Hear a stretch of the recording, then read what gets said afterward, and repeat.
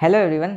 जैसा कि आपको पता है नीट में अब मुश्किल से 3 से 3.5 मंथ बचा है और ये वो क्रिटिकल समय होता है, डिसाइडिंग समय होता है जिसमें आप अगर अच्छे से मेहनत कर लेते हैं, अगर प्रॉपरली अपने टाइम को यूटिलाइज करके यूज कर लेते हैं तो आपका बहुत ज़्यादा मार्क्स इंक्रीज हो सकता है।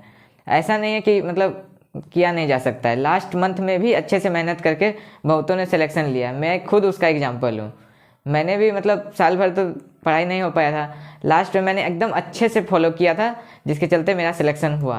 और आज मैं आपको वही बताने वाला हूँ कि आप लास्ट के कैसे 3 से 4 मंथ आप अच्छे से यूटिलाइज करते हैं ताकि आपका भी सिलेक्शन के आप बहुत सिलेक्शन के नज़दीक पहुँच जाइएगा। तो चलिए स्टार्ट करते हैं। आज का वीडियो इसी से रिलेटेड है। मैं आपको वो बेस्ट तरीका बताने वाला हूँ कि आप ये लास्ट के 3 मंथ इफेक्टिवली कैसे यूटिलाइज करें। और मैक्सिमम अभी स्टूडेंट का यही 2 प्रॉब्लम होगा, बैकलॉग और रिवीजन। तो साला ये दुख का खत्म नहीं होता बे। मैं इन दोनों पे भी बात करने वाला हूँ। पहले मैं 3 मंथ का बताने वाला हूँ कि आपको कैसे यूज करना है। तो चलिए स्टार्ट करते हैं। जैसा कि आपको पता है 3 से 3.5 मंथ बचा है। मैं पूरा जनवरी अभी जितना भी बचा हुआ है 10-15 दिन वो मैं आपको देता हूँ। आप इसमें पूरा कोशिश कीजिए अपने से कि जितना हो सके मैक्सिमम सिलेबस आप कंप्लीट कर लीजिएगा। मतलब ऐसा नहीं बोला कि हो ही जाएगा, क्योंकि करना बहुत मुश्किल है। आप जितना भी कोशिश कीजिए मतलब कि कंप्लीट कर लें जनवरी तक में, जितना भी होगा आपको करना है। जनवरी तो मैंने आपको बोला था, जनवरी में आप जितना हो सकता है अपना सिलेबस कंप्लीट कीजिए। और ये जो फरवरी, मार्च और अप्रैल, ये जो 3 मंथ बचा, इसमें अप्रॉक्स 90 दिन आते हैं।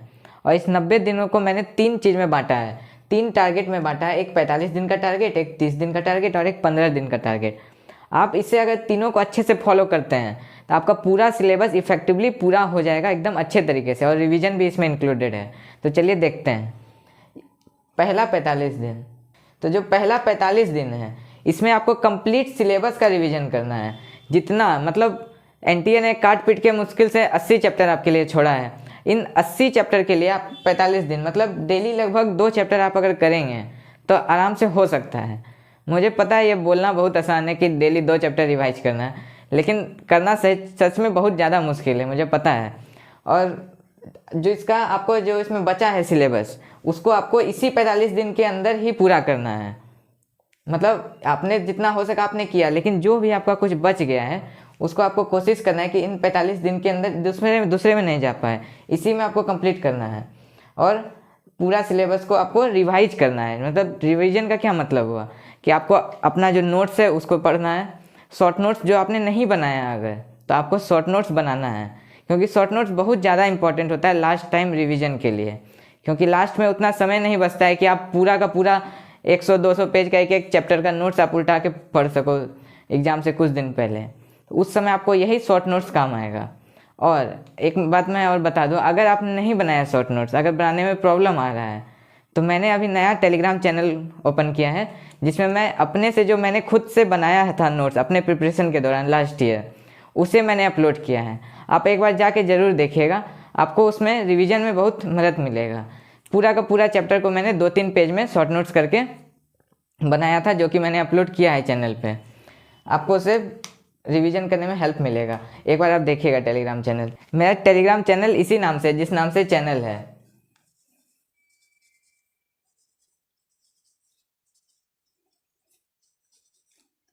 आप टेलीग्राम में इसे सर्च कीजिएगा, आ जाएगा। इसमें आप जाके एक बार देख लीजिएगा। तो मैं कहा था नोट्स पे, नोट्स आपको बनाना है शॉर्ट नोट्स। अगर नहीं बना पाइएगा तो आप इससे भी रिवाइज कर सकते हैं, इसमें सारा कंटेंट है। और रिवीजन में आपको नोट्स मैंने बता दिया। और उसके बाद आपको क्वेश्चन प्रैक्टिस करना है। मतलब हर चैप्टर में लगभग 50 से 60 क्वेश्चन आपको बनाना है। डेली जो 2 चैप्टर आप रिवाइज कीजिएगा। और उसके साथ मिनिमम 10 ईयर के PYQ, 10 ईयर के मिनिमम PYQ तो आपको करने ही हैं। आप ज़्यादा भी 15 ईयर्स के भी कर सकते हैं, लेकिन मिनिमम 10 के तो आपको करने ही हैं रिवीजन में। मैं बता रहा हूँ, रिवीजन जितना ज़्यादा करोगे, जितनी बार रिवीजन करोगे, उतना ज़्यादा मार्क्स इंक्रीज होगा। आप सिलेक्शन के एक कदम नज़दीक ही जाओगे रिवीजन करने से। और आपको अपने सोचने का तरीका बदलना होगा कि जैसे मेरा सिलेबस अभी तक कंप्लीट नहीं हुआ है तो हम रिवीजन कैसे कर सकते हैं। ऐसा बिल्कुल नहीं है। रिवीजन को आपको अब ज़्यादा महत्व देना पड़ेगा सिलेबस कंप्लीशन करने से। क्योंकि अगर आप मतलब सब पढ़ लिए और आपने रिवाइज ही नहीं किया तो आपका पढ़ा हुआ दिमाग में नहीं रहेगा उस टाइम एग्ज़ाम में। और अगर आपको पढ़ा हुआ ही नहीं रहेगा एग्ज़ाम में तो क्या फ़ायदा हुआ सिलेबस कंप्लीट करने का। आप समझ रहे हैं मैं क्या बोल रहा हूँ कि रिवीजन को आपको इम्पोर्टेंस देना पड़ेगा। इस 45 दिन में आप ऐसा नहीं सोचने लगेगा कि हमको कंप्लीट करना है सिलेबस, तो सिलेबस कंप्लीशन में ज़्यादा समय लगा रहे हैं और रिवीजन नहीं कर रहे हैं। रिवीजन बहुत ज़्यादा इंपॉर्टेंट होता है, क्योंकि एग्ज़ाम में पढ़ा हुआ का काम नहीं आया, आपको याद नहीं आया, तो कोई फ़ायदा नहीं हुआ पढ़ा हुआ का होने का। इसलिए रिवीजन करना है आपको इन 45 दिन में। और जो 80 चैप्टर है, आपको थोड़ा हार्ड लगेगा 80 चैप्टर, लेकिन सब चैप्टर में सब चीज़ इंपॉर्टेंट नहीं होता है पढ़ने के लिए। कुछ कुछ ऐसे टॉपिक होते हैं जिससे रिपीटेडली क्वेश्चन आते रहते हैं। आप PYQ देख के एनालाइज कर सकते हैं कि कौन कौन सा चैप्टर में कौन कौन सा इंपॉर्टेंट टॉपिक है, उस पर थोड़ा ज़्यादा फोकस आप कीजिएगा और उससे रिलेटेड आप क्वेश्चन सॉल्व कीजिए और उसका फॉर्मूला सब याद कर लीजिए। अपने 45 दिन के टारगेट को एनी हाउ आपको कंप्लीट करना है। इन 45 दिनों में आपको मतलब चैप्टर कोई छूटना नहीं चाहिए। मैं ये नहीं बोल रहा हूँ कि आपको पूरा का पूरा 2 साल का सिलेबस पढ़ लेना है 45 दिनों में। मैं ये बोल रहा हूँ कि मतलब एक मेन ओवरव्यू आपको कम से कम लेना ही है। किसी भी चैप्टर को ऐसा नहीं कि बिल्कुल ब्लैंक छोड़ देना है, सबके बारे में पढ़ना है कुछ ना कुछ। और जैसे कि आपने 45 दिन का टारगेट पूरा कर दिया, उसके बाद आपको नेक्स्ट टारगेट पे आना है 30 दिन का टारगेट। इसमें आपको क्या करना है, इसमें भी आपको सेकेंड टाइम रिवीजन ही करना है, लेकिन इसमें रिवीजन का तरीका कुछ डिफरेंट होगा। कैसे? इसमें आपको टेस्ट के थ्रू रिवाइज करना है।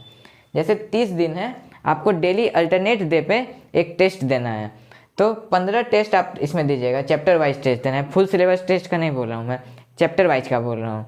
और आपको ये टेस्ट मिलेगा कहाँ से? तो आप किसी भी अच्छे कोचिंग से, जहाँ भी होता है, अलग अलग ऑनलाइन भी मिलता है, एडुकार्ड सब बहुत सारा, मैं किसी का नाम नहीं ले रहा हूँ, जहाँ भी अच्छा मिलेगा आप बुकलेट, टेस्ट बुकलेट आप मंगा लीजिए और उसके अकॉर्डिंग आप टेस्ट दीजिए। 15 टेस्ट आपको चैप्टर वाइज देना है। जहाँ भी आपको टेस्ट का सिलेबस एकदम नीट के अकॉर्डिंग हो और फुल्ली NCERT हो, वैसे टेस्ट को आप मंगा लीजिए और टेस्ट दीजिए। इस 30 दिन में 15 टेस्ट दीजिए पार्ट वाइज।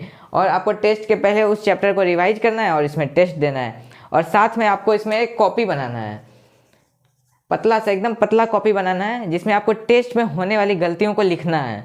मतलब पूरा डिटेल में पूरा पेज नहीं भरना है, एक एक लाइन में लिखना है कि जैसे कोई डाटा भूल गए, कोई इंपॉर्टेंट ईयर था या फिर कुछ, एक लाइन में आपको अपने मिस्टेक को लिखना है। और जो नेक्स्ट टेस्ट देने आप जाइएगा, उससे पहले उस टेस्ट के जो आप गलती किए थे उस कॉपी में एक बार देख के जाइएगा कि आप क्या गलती किए हैं।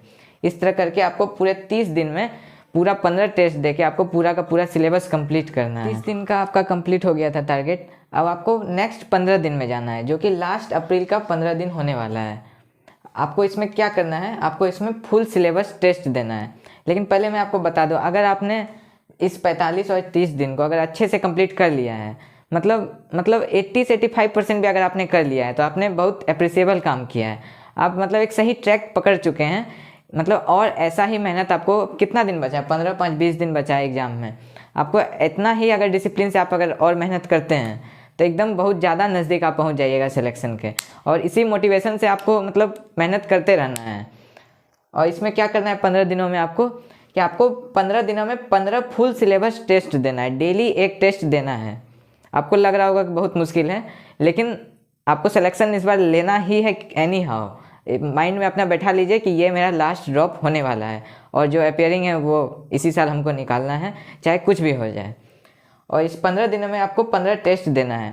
इस 15 फुल सिलेबस टेस्ट में मैं आपको सजेस्ट कर रहा हूँ कि आप 5 जो टेस्ट हैं वो प्रीवियस ईयर के टेस्ट दीजिए।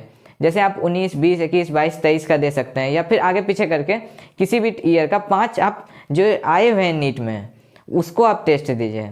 और जो 10 टेस्ट बचा आप ये फ्रेश टेस्ट दीजिए फुल सिलेबस, जिससे आपको 15 दिनों का एक अच्छा से पूरा हो जाएगा। और मतलब लास्ट टाइम पे पैनिकनेस आता है कि मतलब कैसे होगा, कंप्लीट कर पाएंगे कि नहीं, इस बार सिलेक्शन होगा कि नहीं, मतलब ऐसा दिमाग में आपको हमेशा चलते रहेगा। लेकिन ये सब आपको बिल्कुल नहीं सोचना है। आपके हाथ में क्या है, मेहनत करना। तो आपको बस मेहनत करते जाना है, करते जाना है। नीट के एग्ज़ाम होने से एक दिन पहले तक भी आपको इसी मतलब जोश से, क्या बोलते हैं, मोटिवेशन से आपको मेहनत करते जाना है। और रिजल्ट के बारे में नहीं सोचना है।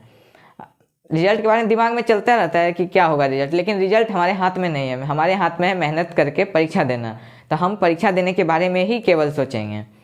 और इस टाइम पे क्या होता है कि दिमाग इधर उधर जाता है और यूट्यूब पे भी 1000 तरह के वीडियो आते रहते हैं कि क्या इस बार पेपर हार्ड आने वाला है, पेपर प्रिडिक्ट कर लेते हैं बहुत कोई, अलग अलग तरह का। तो आपको उसमें कोई ध्यान नहीं देना है। नया नया नोटिस आते रहता है, इस सब पे आपको बिल्कुल भी ध्यान नहीं देना है। पेपर होने वाला है तो होगा, उसी दिन पेपर होगा। अब कुछ बहुत बड़ा न्यूज़ होगा तो आपको पता चल ही जाएगा।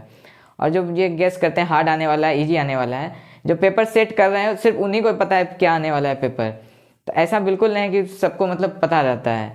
आपको इस समय बिल्कुल भी टाइम वेस्ट नहीं करना है। और ये जो मैंने 90 दिनों का बताया है, इन 90 दिनों में आपको पूरी अपना जी जान लगा के मेहनत करके सिलेबस कंप्लीट करना है। अगर आप इस 90 दिनों के टारगेट को अच्छे से पूरा कर लेते हो तो इतना तो मैं बोल ही सकता हूँ कि आप एक अच्छे मेडिकल कॉलेज में जा सकते हो, मतलब एक अच्छा स्कोर कर सकते हो ताकि आपको एक गवर्नमेंट मेडिकल MBBS का सीट मिल सके।